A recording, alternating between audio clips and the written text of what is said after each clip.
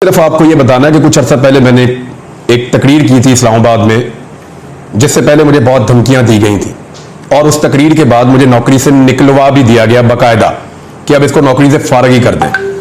लेकिन अल्लाह ताला रिज़्क़ देने वाला है और वो आपको कहीं ना कहीं रिज़्क़ दे देता है। अल्लाह का बहुत शुक्र है और वही पालने वाला है, वही इज्जत की हिफाजत भी करता है और ज़िंदगी की भी करता है। ये जो तकरीर मैंने की थी ना इस्लामाबाद में, इससे मैंने अपने कुछ दोस्तों को समझाने की कोशिश की थी, एक बात एस्टेब्लिशमेंट के दोस्तों को, उनको बताने की कोशिश की थी कि तुमने हमारे ऊपर जो जुल्म किया ना, तुम्हें दिन में तारे दिखाएंगे ये लोग। मैंने क्या कहा था पहले आप जरा ये तकरीर आप सुन लें, इसका एक हिस्सा है। आपने हमारे साथ क्या नहीं किया, पर्चे किए, सड़कों पे मारा, थानों में मारा, हमें बंद रखा, हमें घसीटते रहे, जगाते रहे, बेल्टों से मारते रहे। कभी कोई एक टेलीफोन आया आपको पूरी दुनिया से? इस शहर में कितनी एम्बेसीज हैं, किसी एक ने आपको कहा हो कि क्यों मार रहे हो? किसी एक ने मजम्मत की हो? कभी कोई बैनुल-अक़वामी इदारा बोला हमारे लिए? नहीं बोला, नहीं बोलेगा, क्योंकि हम उनका एसेट नहीं हैं। ना वो लोग तुम्हारे लिए कभी बोले, ना वो लोग हमारे लिए कभी बोलेंगे। मैं फिर बता रहा हूं, हम उनका एसेट नहीं हैं, हम इस मट्टी का एसेट हैं।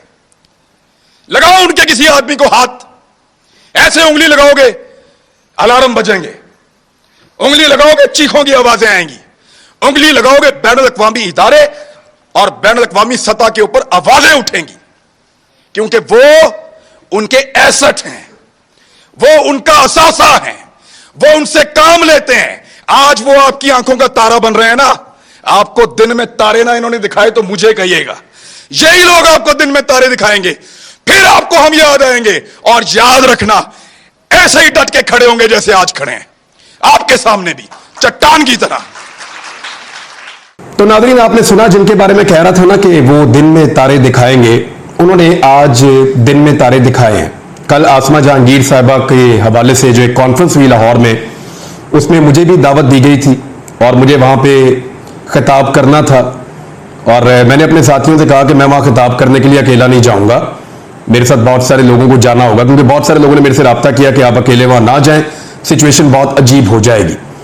और मेरे जो टीम मेंबर ने उन्होंने मना कर दिया और उन्होंने कहा जी कि आप यहां पे जाकर बात ना करें, क्योंकि उनके नुक्ता नजर आपसे बिल्कुल मुख्तलिफ हैं, तो वहां पे कुछ इस तरह की सिचुएशन पैदा हो जाएगी जो नहीं होनी चाहिए, आपसे बर्दाश्त होगा नहीं और झगड़ा हो जाएगा।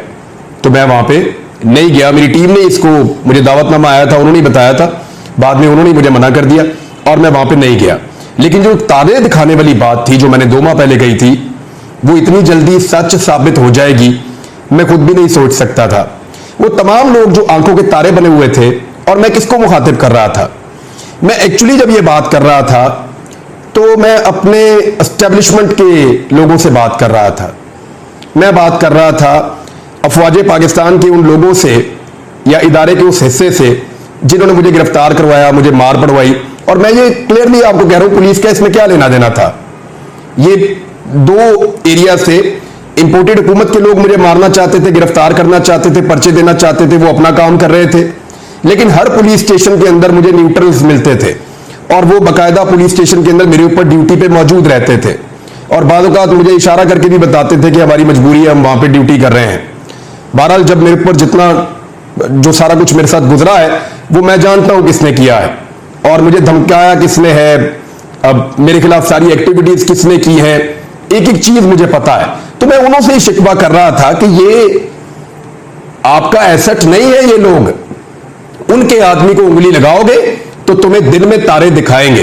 अब उन्होंने दिन में तारे दिखाना शुरू किए हैं। पाकिस्तान का दिल लाहौर है और लाहौर के अंदर जिस तरह की नारेबाजी हुई पाक फौज के खिलाफ, मेरे ख्याल में मुझे एक तरफ तो दुख है कि मैं वहां मौजूद नहीं था। अगर मैं वहां मौजूद होता तो झगड़ा होता और लड़ाई होती और फिजिकली लड़ाई होती इस बारे में, अगर मैं वहां मौजूद होता तो। दूसरी तरफ अच्छी बात यह है कि मैं वहां मौजूद नहीं था और मैं इसका हिस्सा नहीं बना और डेलिबरेटली हम इसका हिस्सा नहीं बने। लेकिन इन लोगों ने किया क्या वहां पे, जरा इसके कुछ हिस्से हैं, मैं आपके साथ शेयर कर देता हूं। वजीर खारजा है पाकिस्तान के और इनका नाम है बिलावल जरदारी। बिलावल जरदारी साहब के बेटे आसमा जहांगीर साहिबा से इनकी बड़ी ताल्लुकात रहे हैं माजी में। तो बिलावल जरदारी ने कहा कि मैं वजीर खारजा बनकर अगर आसमा जहांगीर साहिबा से आज मिल रहा होता तो वो मुझसे कहती कि तुम डेंजरस डफर्स के साथ डील करके वजीर खारजा तो नहीं बने। अब ये डेंजरस डफर्स कौन है? ये वही लोग हैं। डेंजरस डफर जो है वो आसमा जहांगीर साहिबा जिनको कहती थी, वो आपको पता है, वो बाकायदा पाकिस्तान के जर्नैलों के नाम लेकर और मुखातिब करके ये बात कहा करती थी। तो बिलावल भुट्टो जरदारी ने एस्टेब्लिशमेंट या पाक फौज की सीनियर क़यादत की तरफ इशारा करते हुए कहा कि तुम डेंजरस डफर्स के साथ डील करके वज़ीर खारजा तो नहीं बने। तो बिलावल ने कहा कि मैं उनको कहता कि मैं नहीं बना। लेकिन बिलावल, डील तो आपने की है, और डील आपने वहीं की है जहां आसमा जहांगीर साहिबा के बकौल उनको बिल्कुल पसंद नहीं आती, या आपके बकौल उनको बिल्कुल पसंद नहीं आती। हां, बिलावल ये कह सकते हैं कि डिग्गी में मैं नहीं बैठ कर गया और ना ही मैंने बूट पॉलिश की है, मेरी जगह पे डील किसी और ने किया है, मैं तो सिर्फ वजीर खारजा बन गया हूं। यहां पे और बहुत सारे लोगों ने बहुत सारी बातें की हैं। मिसाल के तौर पर वफाकी वजीर कानून वहां मौजूद थे कॉन्फ्रेंस में, वहां फौज के खिलाफ नारेबाजी की गई। ये नारेबाजी अगर किसी गैरतमंद पाकिस्तानी के सामने हो रही होती तो शायद वो इसके ऊपर रिस्पॉन्ड करता और वहां पे झगड़ा हो जाता। लेकिन हमारी हुकूमत के लोग वहां पे बैठे हुए थे और फौज के खिलाफ शदीद नारेबाजी की गई कि ये जो दहशतगर्दी है इसके पीछे वर्दी है। ये नारा बार बार लगाया गया, बार बार लगाया गया।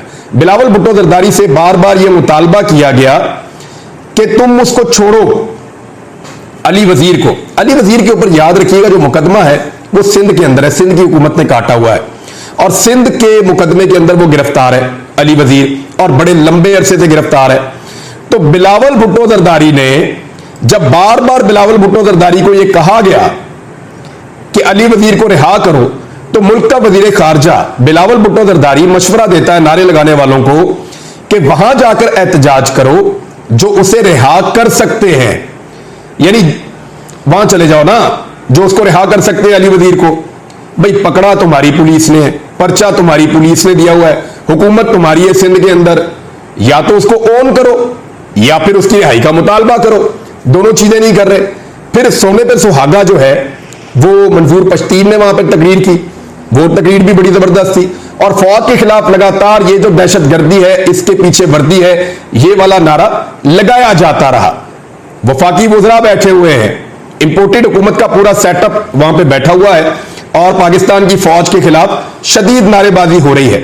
जैसे मैंने आपको याद है, मैंने कहा था, मैंने बार बार कहा था कि याद रखना ये तुम्हें दिन में तारे इन्होंने ना दिखाए तो मुझे कहना, और ये तुम्हें दिन में तारे दिखाएंगे, और अब वो दिन में तारे दिखा रहे हैं।